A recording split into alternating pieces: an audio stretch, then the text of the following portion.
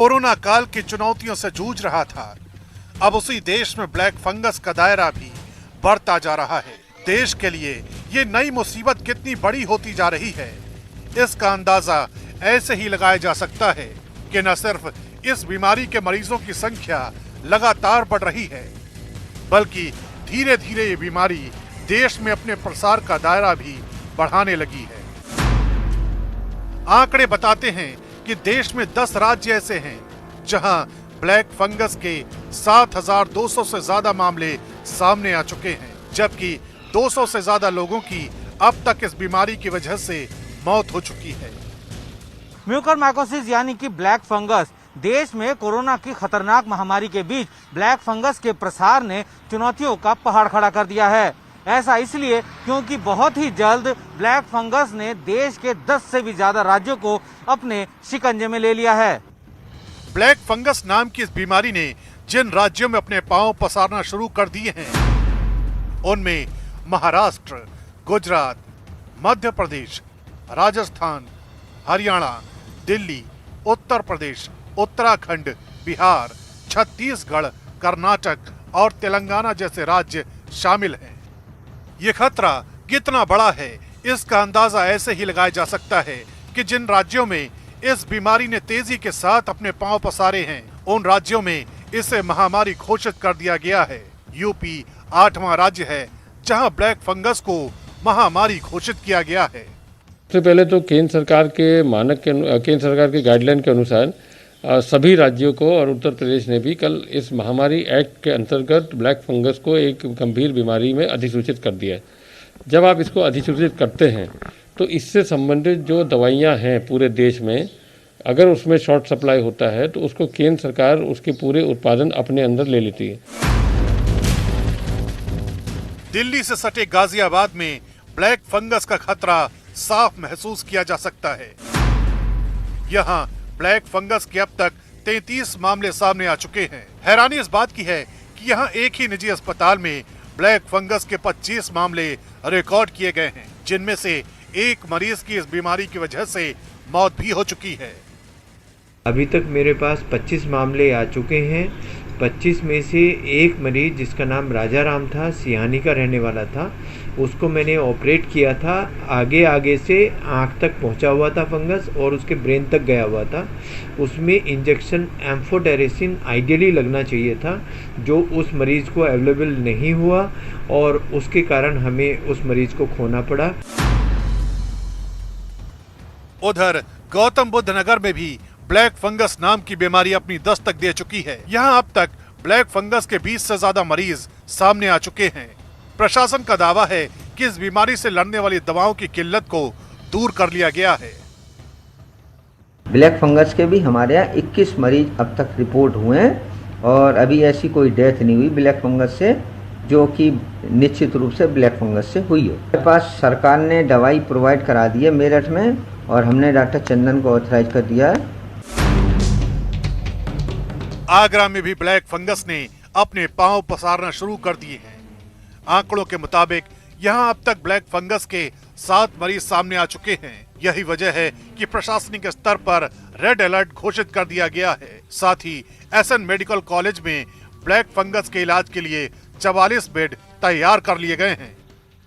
Corona के कहर के बीच अब ब्लैक फंगस की दस्तक हो गई है और आगरा में 7 मरीज ब्लैक फंगस के पाए जा चुके हैं अब तक, जिनमें 3 की हालत गंभीर है और 1 मरीज का ऑपरेशन किया जा चुका है, सफल ऑपरेशन।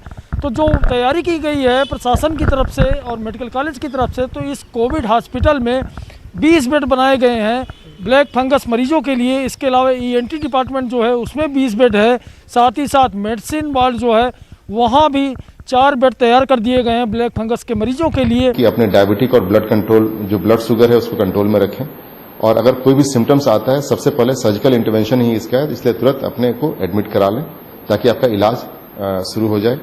जो आईएमए हॉस्पिटल्स हैं उनको भी हम लोगों ने और अपने एसएन मेडिकल और जो भी डिस्ट्रिक्ट हॉस्पिटल्स हैं उसमें क्लीननेस के लिए विशेष अभियान चलाया हुआ है ताकि कोई भी फंगस जो है जो हमारा आईसीयू बेड्स है वहां से फैले ना, इसकी हमारी तैयारी की जा रही है।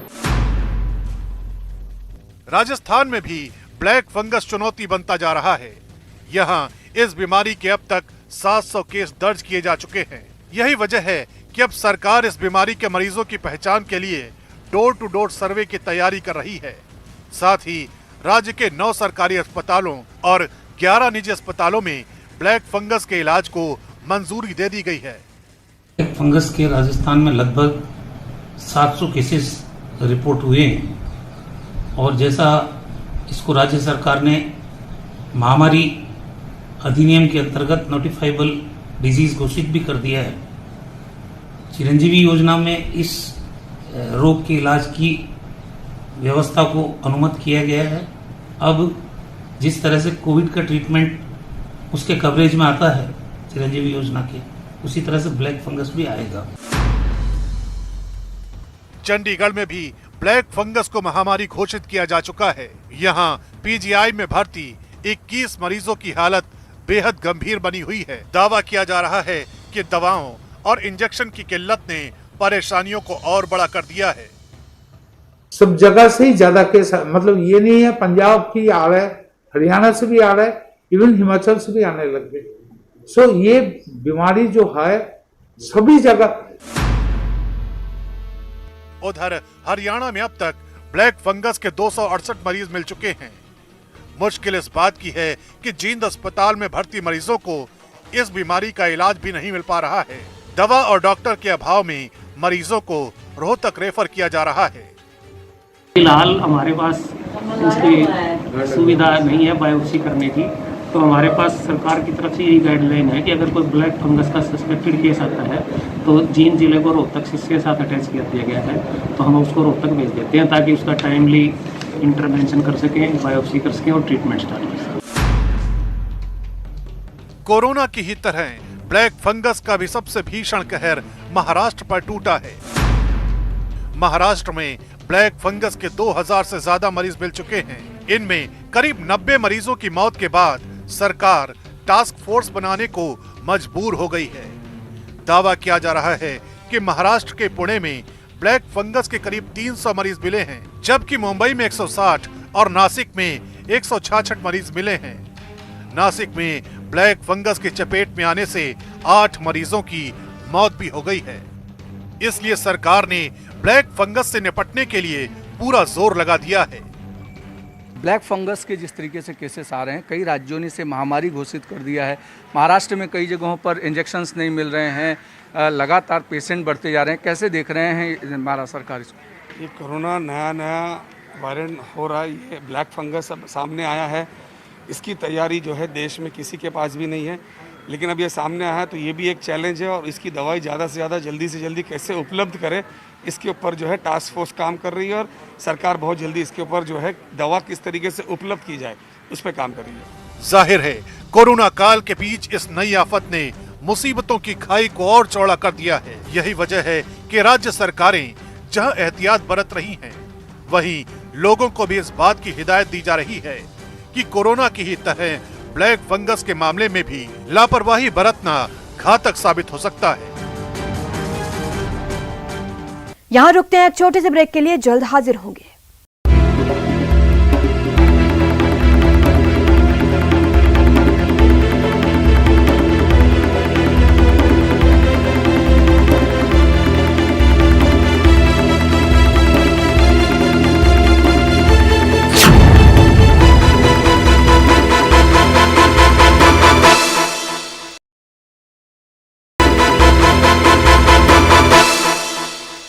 ऐसा लग रहा है कुदरत इंसानों की अग्नि परीक्षा ले रहा है, तभी तो एक के बाद खतरे आते जा रहे हैं। ब्लैक फंगस के साथ भी कुछ ऐसा ही है। इस बीमारी में भी लापरवाही की भारी कीमत चुकानी पड़ सकती है।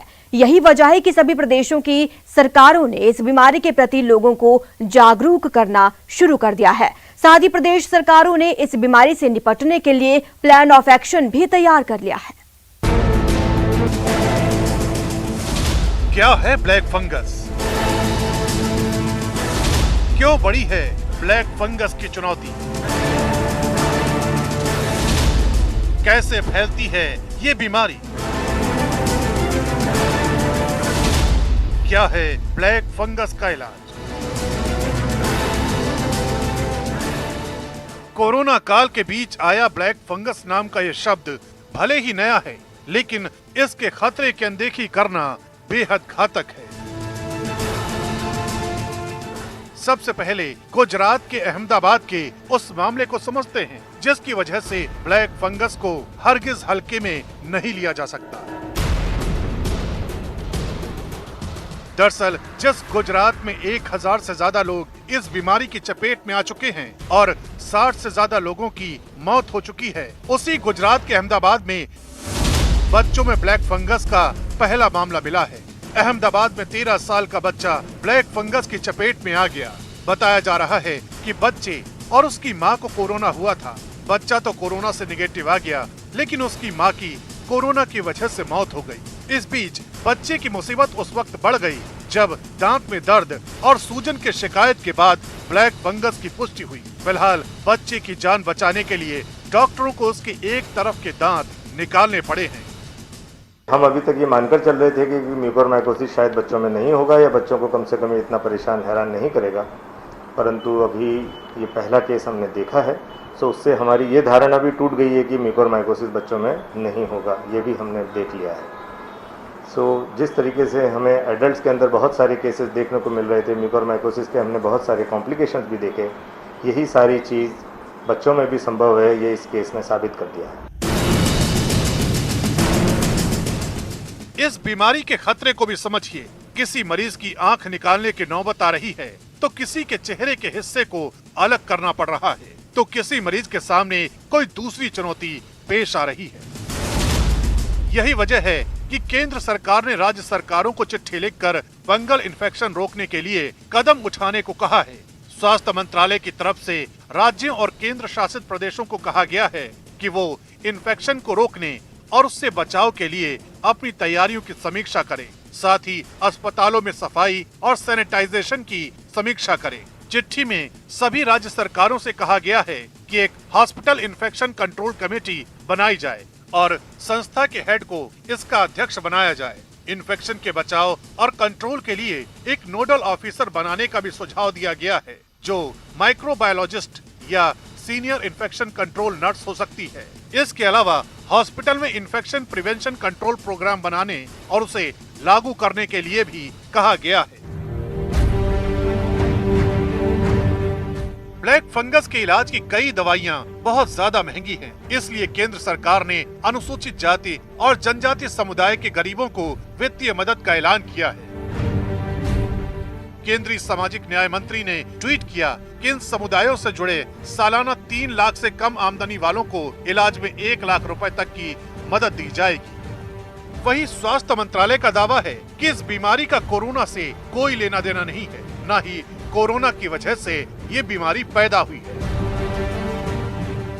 ब्लैक फंगस बिल्कुल ऐसी बीमारी है जो कि पहले भी होती रही है, जब कोविड था ही नहीं तब भी होती रही है। और उसमें जो मैं कहूँगा मेडिकल स्टूडेंट्स को जो पढ़ाया जाता है कि ये बीमारी डायबिटीज़ में होती है और जब डायबिटीज़ अनकंट्रोल्ड होता है तब खासकर होता है। म्यूकोरमाइकोसिस के लिए इससे पहले भी हमने स्टेट्स को कहा है कि उसको एक नोटिफाइबल डिजीज के रूप में नोटिफाई किया जाए। साथ ही पिछली बार मैंने आप लोगों को बताया था कि हम जो ओवरऑल एक डिजिटल प्लेटफॉर्म है जिसके थ्रू हम केसेस को या स्टेटस को मॉनिटर करने में स्टेट से सहायता लेते हैं, वहां पर वह रेलेवेंट फॉर्म्स भी पुट इन कर दिए गए हैं जिसमें कि स्टेट्स वह डिटेल्स नोटिफाई करने के बाद फील्ड स्थाई पर लेते हुए हमें बता पाएं कि कितने केसेस आए हैं। वह कल ही किया गया है और स्टेट्स उस पर अपना डेटा भरना शुरू करेंगे। उधर यूपी सरकार का दावा है कि राज्य में ब्लैक फंगस से निपटने के लिए तमाम तैयारियां पूरी कर ली गई हैं। यहाँ पीजीआई डायरेक्टर की अध्यक्षता में डॉक्टरों की एक हाई लेवल कमेटी का गठन किया गया है। बहुत लंबा स्टेरॉइड देने से ब्लैक फंगस, व्हाइट फंगस आप जो देख रहे हैं, इस तरीके का कोरोना निगेटिव होने के बाद इस तरीके की इन्फेक्शन बढ़ने के बहुत ज़्यादा चांसेस हो जाते हैं। जिनको अनकंट्रोल्ड डायबिटीज़ है, ऐसे लोगों में ब्लैक फंगस के संक्रमण का ज़्यादा खतरा रहता है, तो ऐसे लोगों का विशेष ध्यान रखा जाए। और जो ओरली जो लोग मार्केट से ऐसे ले रहे हैं, उनको के लिए कहना है कि जब तक कोई चिकित्सक एडवाइस न करे तब तक जो है कॉर्टिसोन वो न लिया जाए। दरअसल ब्लैक फंगस एक ऐसी बीमारी है जिसके शुरुआती लक्षणों की अनदेखी करना भारी पड़ सकता है, इसलिए समझना जरूरी है कि आखिर ब्लैक फंगस के लक्षण क्या हैं। नाक में सूजन, नाक में सूखापन, नाक का सुन्न होना, गालों पर सूजन, मुंह के अंदर फंगस का पैच, पलकों में सूजन जैसे लक्षण अगर दिखाई दें तो तुरंत डॉक्टर से संपर्क करना चाहिए। जब नाक में समस्या चालू हो, नाक में सूखापन होता है, नाक बंद होती है, नाक सुन्न होती है, गाल में सूजन आती है, ये जो शुरुआती तालवे में खाने में दिक्कत आती है, उस समस्या में ध्यान दे तो आगे बढ़ने के चांस कम हो जाते हैं। और अगर इन लक्षणों की अनदेखी की जाए तो ये बीमारी कितनी भारी साबित हो सकती है, इसे भी समझ लीजिए।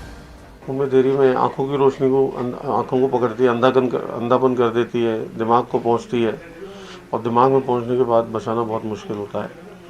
आंख में पहुंचने के बाद आंख का पार्ट भी निकालना पड़ता है, रोशनी को ले लेती है, आंख की रोशनी को अंधापन कर देती है जो परमानेंट होता है। तो वो बड़ी जटिल समस्या है, इसलिए शुरुआती अवस्था में इलाज हो तो ज्यादा बेहतर है।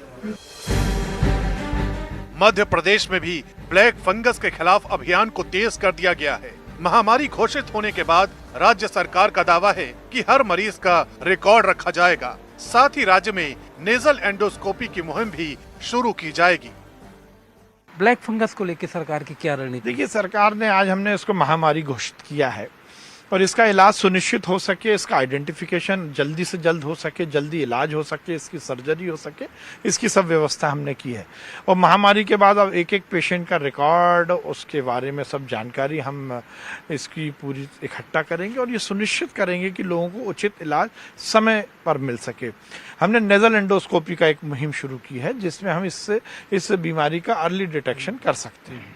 सर, ये जो एम्फोटेरेसिन बी एक अहम इंजेक्शन माना जा रहा है, लेकिन उसको लेके हम अमिती अस्पताल गए, हमने कई जगह देखा कतारें लगी है, लोगों को नहीं मिल रहा है। ये बात सही है कि एम्फोटेरेसिन बी की देश में बहुत कमी है और इसीलिए लगातार हम केंद्र सरकार से भी बात कर रहे हैं और हमने जो इसकी मैन्युफैक्चरिंग फार्मास्यूटिकल कंपनी है उससे भी माननीय मुख्यमंत्री जी ने स्वयं ने बात की है और हम लगातार ये सुनिश्चित कर रहे हैं कि इसकी आपूर्ति मध्य प्रदेश में आ सके और इसका युक्तियुक्तकरण हम इसके डिस्ट्रीब्यूशन में करें। सर, एक महंगा इंजेक्शन है, ज़्यादा तादाद में लगेगा, किसी गरीब को होती है तो कैसे कर पाएगा? देखिए, हमने सरकारी मेडिकल कॉलेज में हमारे इसके फ्री ऑफ कॉस्ट माननीय मुख्यमंत्री जी ने पहले ही घोषणा की है कि इसका भी हम इलाज फ्री ऑफ कॉस्ट करेंगे। उधर महाराष्ट्र में भी ब्लैक फंगस के मरीजों के इलाज के लिए स्वास्थ्य विभाग ने कमर कस रखी है। मुंबई के नायर हॉस्पिटल में ब्लैक फंगस के मरीजों को लेकर डॉक्टरों की एक टीम बनाई गई है जो सिर्फ ब्लैक फंगस के मरीजों का ही इलाज कर रही है। आइए समझते हैं कि आखिर ये टीम कैसे काम कर रही है। किस तरीके से जो है पूरा पेशेंट्स का ख्याल रखा जा रहा है, कितने मरीज जो हैं अभी हॉस्पिटल में हैं और कितना जो है वो दिक्कतें आ रही हैं? अभी फिलहाल हमारे हॉस्पिटल में करीबन 30 पेशेंट होंगे, कोविड नॉन कोविड सब मिला के, और उसमें से ज़्यादातर तो नॉन कोविड पेशेंट हैं। उसमें से थोड़े से वो है वो कोविड के दरमियान भी उनको ये फंगस हो गया है नाक के अंदर, और जैसे ही पेशेंट आते हैं हम उनको देखते हैं, हम डायग्नोस करते हैं।